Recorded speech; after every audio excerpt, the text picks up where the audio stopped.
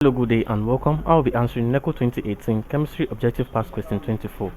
Helium and argon, respectively, are characterized by completion of their dash orbitals A, D and F, B, P and D, C, P and S, D, S and D, and E, S and P.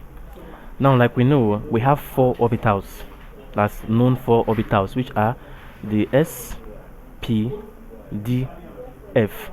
S can contain maximum of 2 electrons, P maximum of 6 electrons, D maximum of 10 electrons, and F will take the maximum of 14 electrons. Now, helium has an atomic number of 2,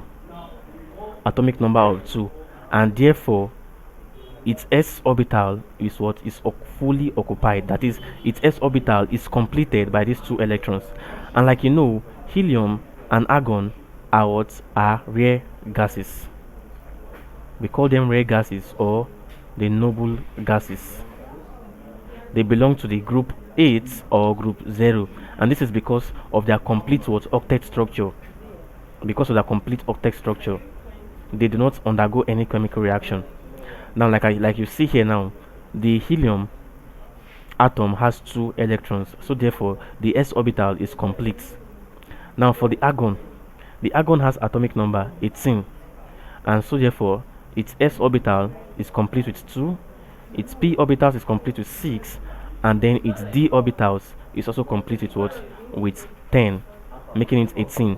So therefore the helium has complete s orbital, which is the outermost orbital, and the argon has complete d orbital, which is outermost orbital. So therefore making them noble or rare gases, because they have their complete octet structure.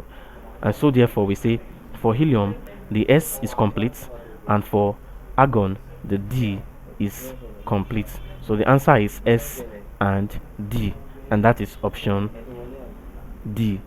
S and D is the answer. Thank you and God bless you. Ensure to subscribe to the channel for more videos and for more past questions.